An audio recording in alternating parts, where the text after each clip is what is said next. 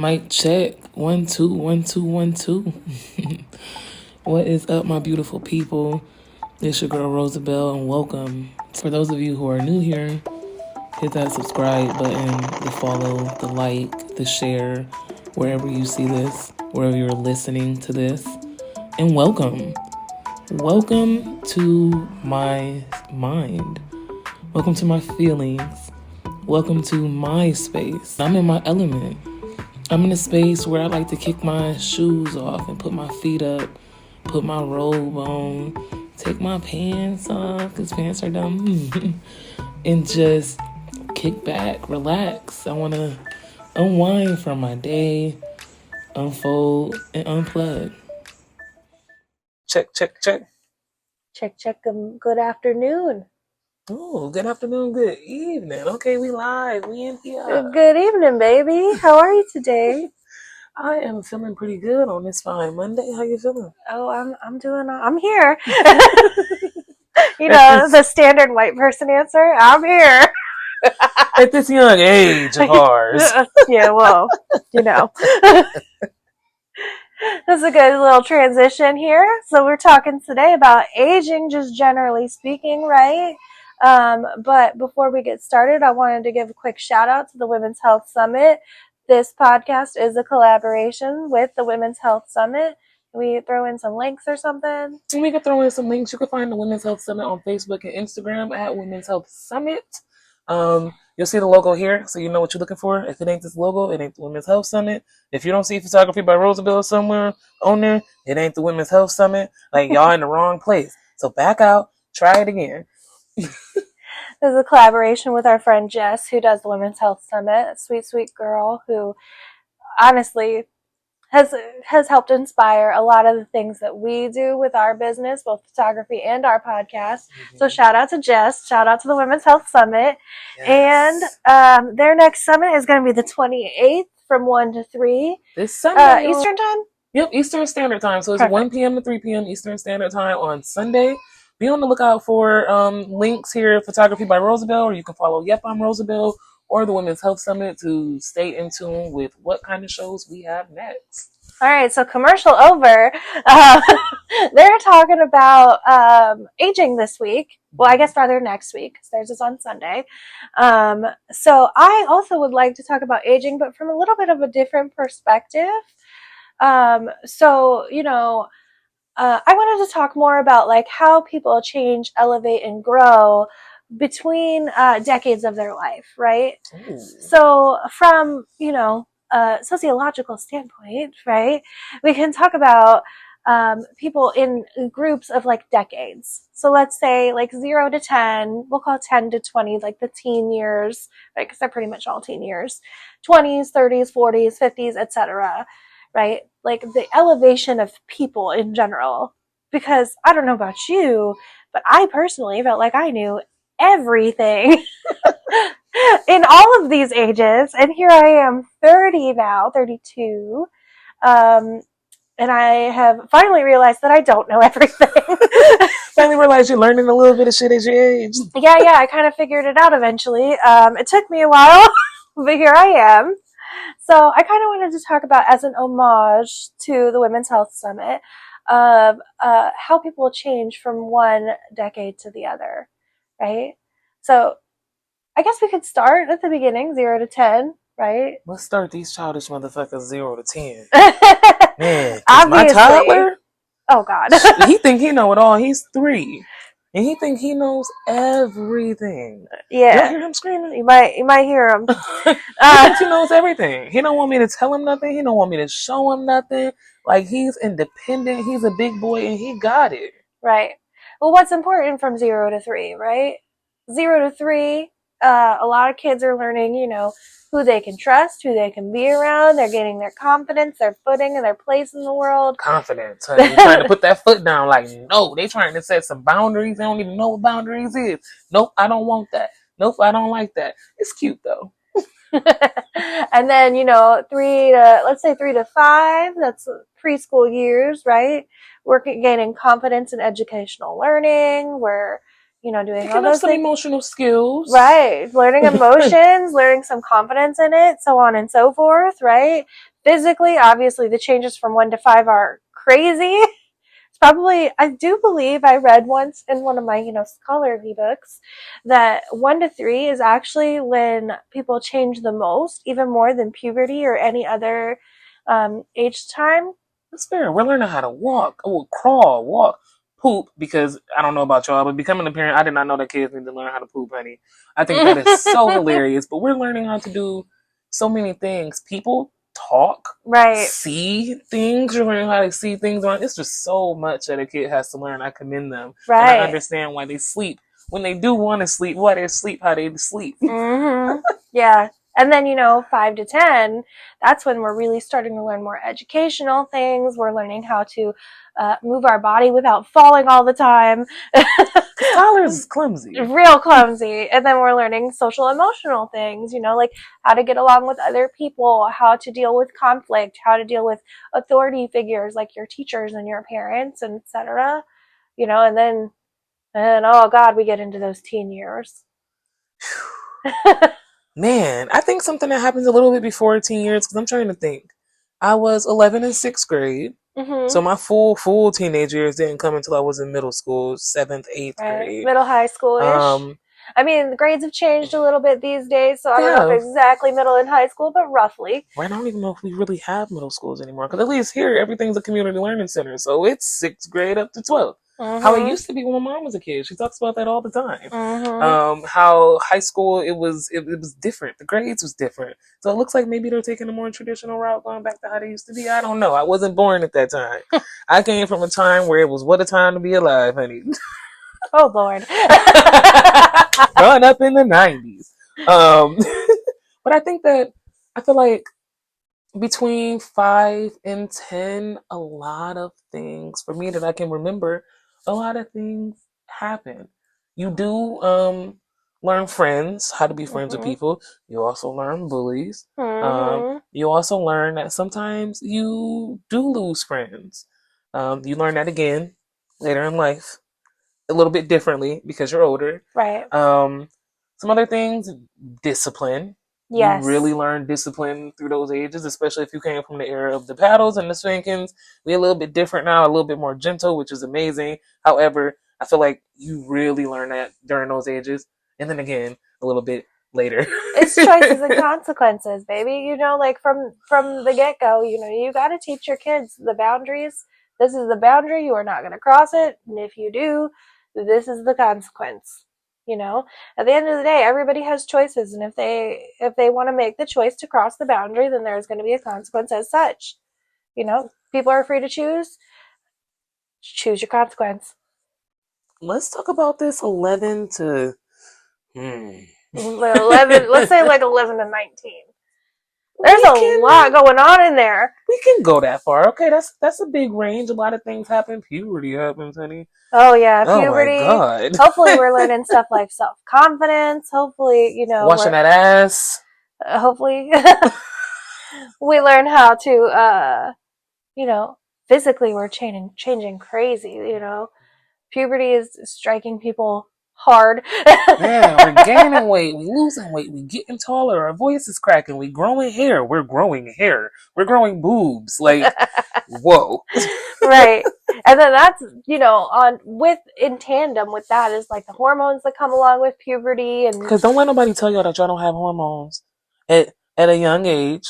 People think that 11, 12, 13 is young to be having hormones. Honey, this is puberty time. Right. Those hormones are there. Oh, they're there. They're there. And they cause, crazy emotions and, oh my gosh, I'm so obsessed with this one person and he or she is so hot. And, all those kinds of feelings that come along with that. And then, the mental well-being and, a lot of people at that age are sizing themselves up comparatively to other people. Yep. A lot at that time, actually. I feel like I didn't really notice it in elementary school, but I don't know what changes. Puberty, probably. I don't know what changes during that time, but yes, we do. We start to do that. Yeah. Why? But overall, society, compares us to each other too. It's not just about what we're doing in and of ourselves. It's also up to how society does. And think about it, when you get a report card and you're in 11th grade, what's the first thing that happens?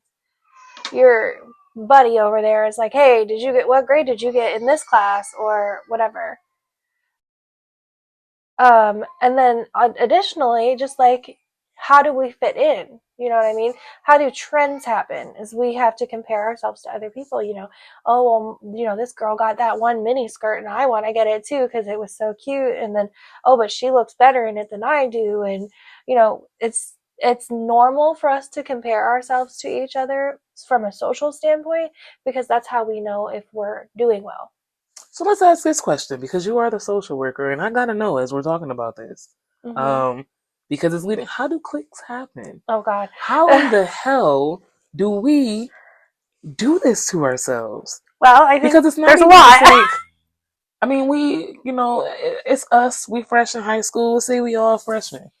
How in the hell are we coming in as freshmen, and we already sitting clicking? Yeah, this is the goth table, and that's the preppy table, and that's the all that. I think that it's multidimensional, right? Like, obviously we all have a human need to fit in somewhere, right? And we don't even really know where that is until we try something. Do you know what I mean? But also, I think that it has a lot to do with media.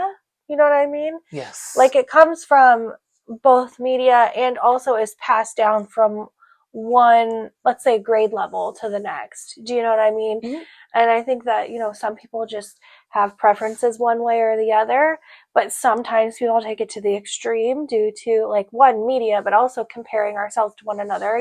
Like, I have to be the one with the biggest hair, for example, or I have to be the one with the blackest clothes, or, whatever it may be. But in general, I think people just want to find people who are like each other. And what we don't really have the ability to do at that age is the ability to, like, truly and honestly empathize with other people and, like, see things from their perspective. Like, we just don't have that ability yet. And so we can't say, like, oh, Jessica said one mean things to me, so now Jessica is a bitch. We can't say, like, oh, Jessica is just having, like, a bad day, or Jessica, didn't mean it that way, or, like, it's very hard for somebody at that age to recognize that that one mean comment that she said isn't her entire personality, isn't the entirety of who she is, and so we segregate ourselves in that way.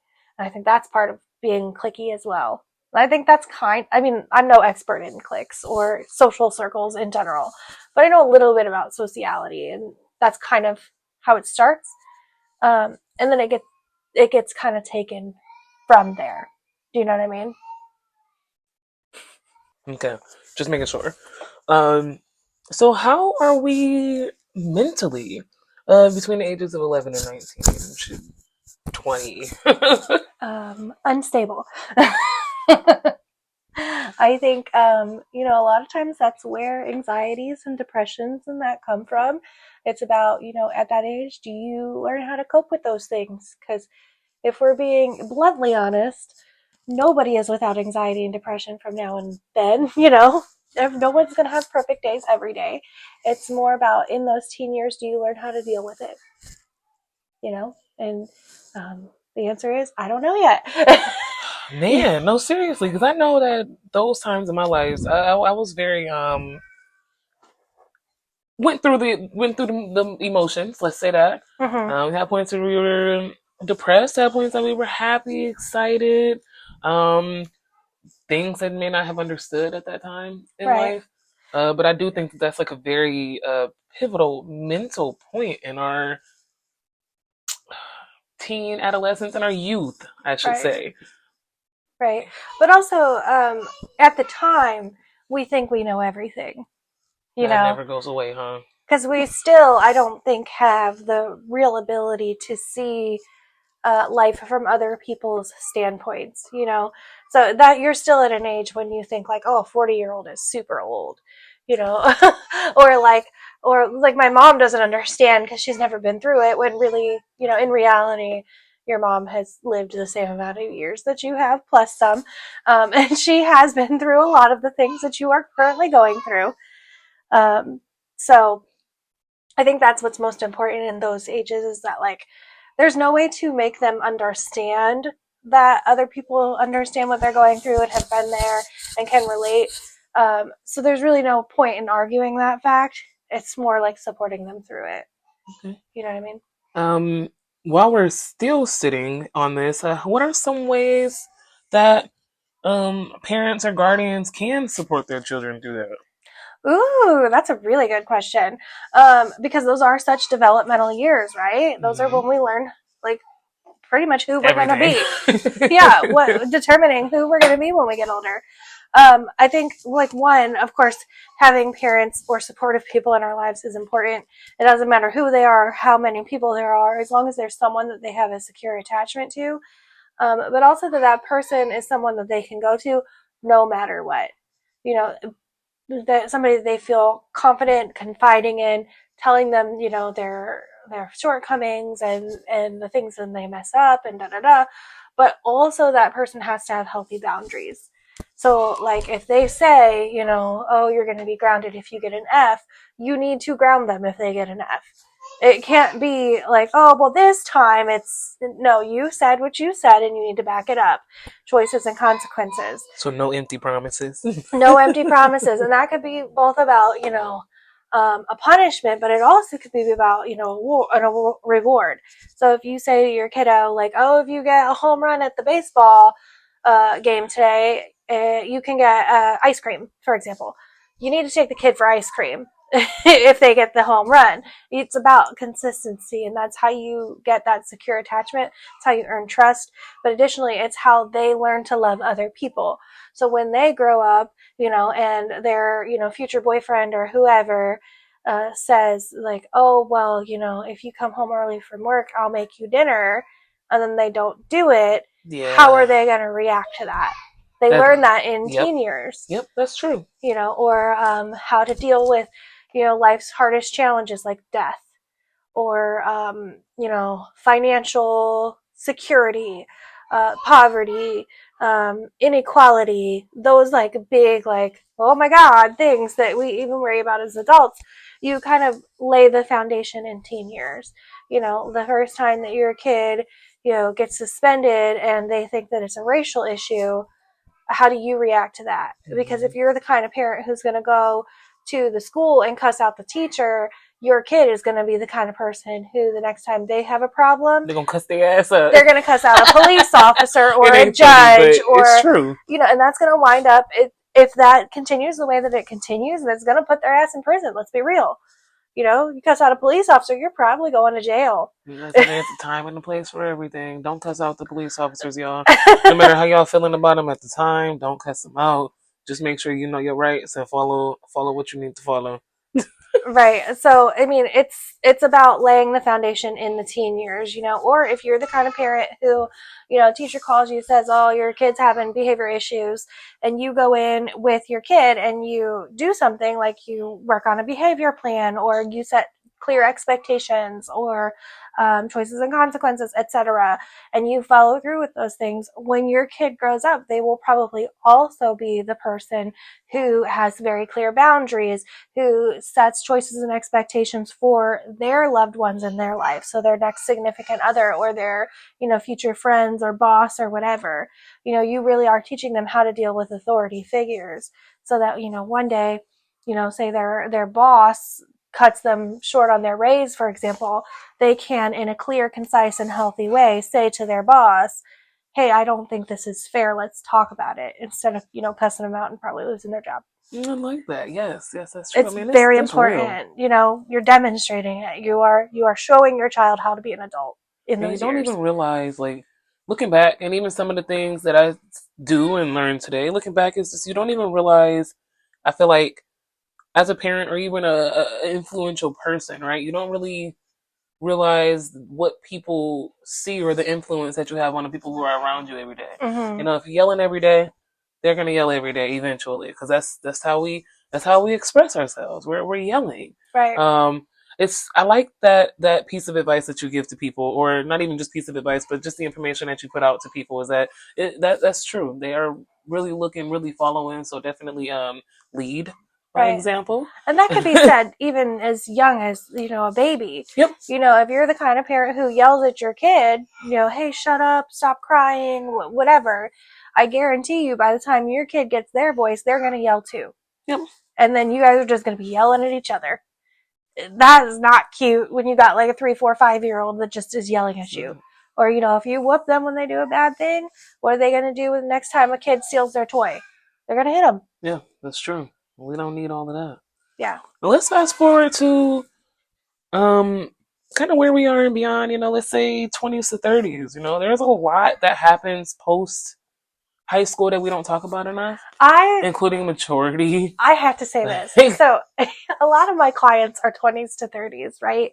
And the way that I explain 20s to 30s to my clients is like, teen years, you're kind of like feeling your footing in the world. You're trying to figure out who you are, right? But in 20s to 30s, you're not really figuring out who you are so much as like who you are as in your place in the world, right? Like, how do I do this on my own? Because you no longer have your parents, right? Presumably they're still there, but they're not like, holding your hand through life anymore. Mm-hmm. So I always tell my clients, the 20s is just people like flopping through life, trying to figure out how to adult. And we expect you to have mistakes. We expect you to like fuck up your credit or find the worst partner in the whole world and completely fall in love with them. We expect you to make bad choices. We expect you to work, horrible jobs and struggle financially. But like, that's how you figure things out. It's really trial by error. Like, we are throwing you right into the field. Yeah. But you have the most fun in your 20s, in my opinion. You do. I agree. You learn how to, like, what your preferences are as far as adult things, what you like to do, hobbies, skills, the people who you like to be around, because it's no longer a forced thing anymore. It's not. Yeah, nope. When you were a teenager, you were around the people who went to your school. Now you're around the people who you choose to be around. So that could be, your coworkers. It could be maybe you join a club or you're in a sport or something of that nature. It could be any of that. So I like to describe the 20s to my clients as just like flopping around the world trying to figure out how to adult. So how does that kind of trickle into our 30s? 30 to 40, honey. This is where I feel like, for me, when I see it from other people, this is where if we didn't learn shit in our 20s to 30s, this is where the glow up really happens in life. Like they say that, the 30s are the new 20s, and I agree 100%. Like, as a person who's in my 30s, I can tell you I am more confident than I've ever been. I'm more like self-assured. I honestly do not give a fuck what other people think. Which, like, you say that when you're in your teens and your 20s, but you mean it when you're in your 30s. You know what I mean? And you're financially stable, hopefully. We're doing things that we always wanted to do. Maybe you had the energy when you were 20, but now you have the money. That's super maybe cool. Not the energy. Yeah, but maybe not so much the energy. But also, the body changes a lot. Something that I don't think people talk about enough is, like, there kind of is a second puberty, kind of like at the end of the 20s, where your body changes a lot. Girl, them hips. Yeah, shit starts hurting that didn't never hurt before. Your shape starts coming in a little bit different than it ever was. You might have headaches when you didn't. You might need to actually drink water now. Not need to actually drink water. Hey, man, it's a little bit harder to get up early in the morning. Yeah, it's a little bit harder for that, for sure. Exercise is a lot more important. Stretching is more important, But emotionally, you're more stable. Financially, you're more stable. Like, all of those things are starting to, like, kind of come to fruition. And it's kind of sad that it happens in the 30s instead of the 20s when you don't have no money. But, I mean, future generations will live much longer than we do today, just as past generations have lived, not quite as long as us. Historically, the 30s was kind of the end of your life. There were people when that... Times have truly changed, but yes, that is true. Definitely. Yep. And so it's really, the 30s is a really cool time, and the foundation has been laid. So like mental health wise, if you have anxiety or depression or whatever else that you're struggling with, like you are pretty much like in your groove. You're going to deal with it the way that you're going to deal with it. And that's pretty much it. If somebody else gives you some advice about it, you're not very likely to take it. Although I do talk about all the time with my clients that it's really important to think about things from other people's perspectives, because maybe they have experiences that you don't have. True. Or expertise that you don't have, or whatever. It's a lot of things, yeah. Right. And just, for anybody who may be struggling with mental health in their 30s or further on in life, like all mental health is treatable or curable. Mm-hmm. No matter what you've been through in your life, no matter where you are right now, like you may be kind of stuck in your ways as far as your coping skills that you've learned and, right. The person that you feel like you are, but it doesn't necessarily mean that it always has to be that way. Right. It doesn't. But it does feel that way, kind of, right? It does. 30s is when we start getting into our grooves as far as like habits, like if you're the kind of person who drinks coffee in the morning, you're always going to want coffee in the morning. Man, I can't tell you how many people in my job right now, we all the same age, we walking around, what's in your cup? Coffee. Right. Yeah. Or if you're the kind of person who's like, I like morning showers, you're probably always going to take a morning shower, not a night shower. Or whatever it is that you've determined as your preference. Like very little creativity at that time. So I guess I would just stress to people who are 30 and even up from there to use creativity as much as they can, advocate for yourself in ways that you've never done before. If you've never tried something, do it. Even though it's kind of scary once you're 30, trying new things, it's kind of scary. Meeting new people. I don't want to go outside. I have to wear pants out there. What do you mean? It gets hard. But emotionally, probably the most confident that you'll ever be. So let's get into the groove of the ages above 40s. First of all, 40s. I still see some trickle from 30s into 40s as far as people feeling good, maybe reintroducing themselves. 40 fine. They feeling more like in that mode where they want to dress up. Mm-hmm. I see more dressing up happening around late 30s to mid 40s. Those moments where you really, really, really know what you want. The gatherings are different. The events are different. The way we interact with people is different. I don't really know how to explain what I'm seeing. But I feel like I see a lot of, I want to call it maturity. I see a lot of maturity around that time. Yeah. Also see a lot of people who some are very established in their careers. Some are still figuring out what your career is. Because, I mean, you don't necessarily need to know in your 20s or your 30s what your career is. Your purpose in life may change then. You may get to your mid-30s, almost 40s, and the job that you've been working for the last 18 years, you're like, I don't want to do that anymore. It doesn't serve me anymore. That happens in all stages in life. But I don't really see it happening too much after the 40s, but I will say 20s to 40s, I still see that sliding. Yeah. And then on the other side, you're thinking about families. If you don't have a family, you think about families. You might not be thinking about family. You might be thinking about money, right? Because now you're getting to the other side of the ages where it's going to be retirement time, and you really need to start planning for that part of the future. If you ain't planning in your 20s or your 30s, God forbid, you really need to be planning in them 40s, honey. Yeah. I think I see a lot of that. And also we can talk about a little bit into midlife crises. Yep. Although I see that more like 40s, 50s-ish, where people are really truly like evaluating their past decisions and like who they want to be. Yep. Like when I was in college, I took a death and dying class, and I loved death and dying, by the way. And I had to do a project where you had to look back at your life and determine like if you left the mark on other people that you wanted to. You know what I mean? Right. Like, what would people say about you at your funeral kind of thing, right? And what would you want them to say at your funeral? So it was really about that. And I think that starts kind of coming across in the 40s 50s and 60s definitely too. But at that age, people are, like you said, mature. They're starting to think truly about the future, about, what am I leaving as my legacy? What am I leaving for my family? What am I leaving for, my friends or whoever else? Some people might think like, how have I changed the field that I work in? Those kinds of things. And I think that truly and honestly, the best way to like go into the 40s is to think about too, like, have you served yourself?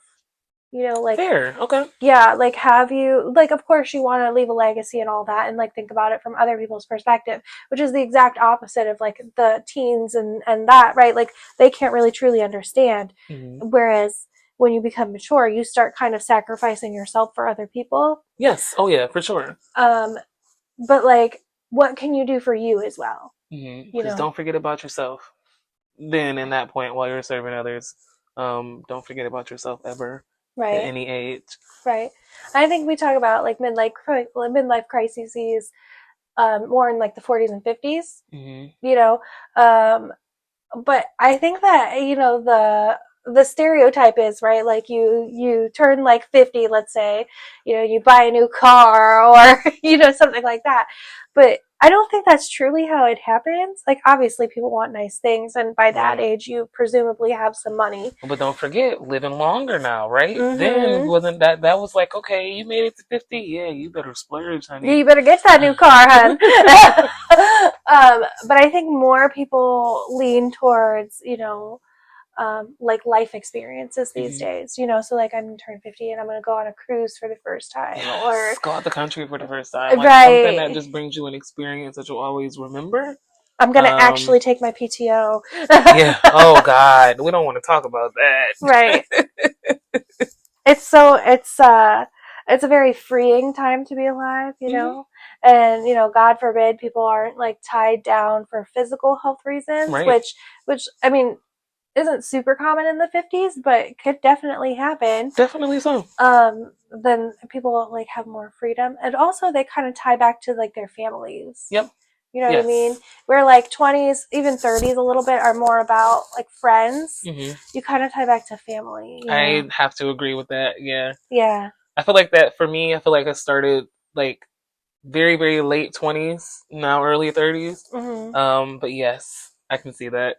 Yeah. Yeah, people want to know, like, what are they leaving for, like, their nieces and their nephews, and if you have grandchildren at the time or whatever, But also something interesting is that, like, these days it's more likely that by 50 you'll be a grandparent. Yep. Whereas, like, generations past, it was more likely that you would be, like, your kids would probably be having, like, their first kid maybe, whereas now people are having kids younger. Yep. Which I think had a lot to do with that like propaganda that went around that was like, oh, well, after like 30 you can't have kids anymore, which by the way is not true. It's fake. My parents had me after 30. Right. Let's talk about that. But I think that it's important to notice that like people tie back to their families at that time. Let that simmer a second. So let's talk about 50s, 60s-ish range. I think people are starting to think about like retirement. At that age, people are probably at the peak of their career. But at the same time, they're valuing family, remember? So we're starting to think about, what am I going to do when I get out of here? Hopefully we've planned and we've saved. And hopefully we are, prepared for that. But I think it's important also to note that not all people are, lucky enough to have careers that have allowed for them to save and plan. And that's where like Social Security comes in, Medicare, that kind of stuff. And I don't know the exact, specs of like when you can retire or like how much money you get at certain ages, but I know it changes as you get older. 7.5.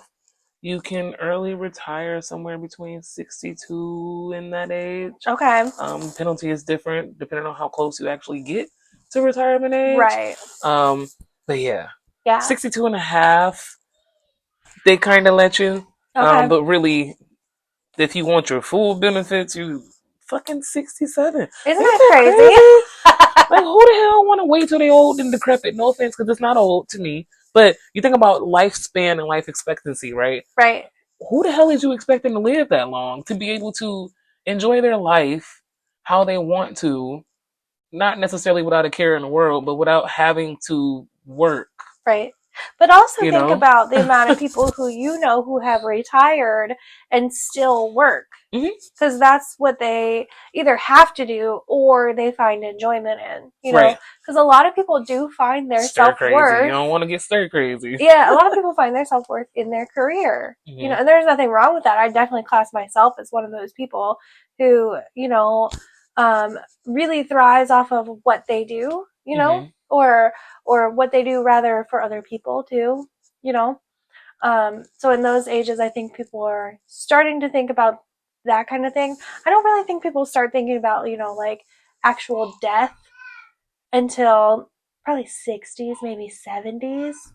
Not so much in like a morbid way, but like a have I prepared, right? You know, like my family and whoever. Definitely, because you can always feel like the healthiest person in the world, and it don't really matter what age you are, but you can feel like the healthiest person in the world, and you know, risks just change as you age. Of course, that's why they always tell you things when you're older that you're more likely to X just because of the risk. But yeah, that's actually some pretty good insight. That's a big thing you have to think about at that age. Is wow, yeah, and like physically, of course, people's bodies are starting to break down a little bit and hurt. Yeah, because the human body, I think if we're being a little brutally honest here, the human body just wasn't meant to last until then. With everything that we're doing. I mean, we're doing a lot. Yeah. I believe in that death and dying class that I took, it said, now when I took it, we were like in the middle of COVID. Right. So COVID was like the number one cause of death at the time. And I do believe it is still the number one cause of death. But after that is cancer. Right. So, and heart disease, I believe, is on there as well.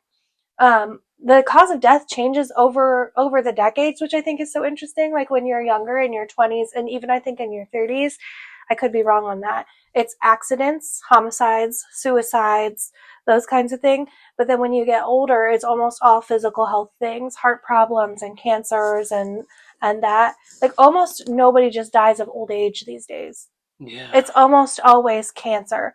So it's almost like you got to pick your poison. Like what you can choose. What do you want to die from? I'm recording though. So I think that, you know, at that point, it's the end. It's the end of the life, right?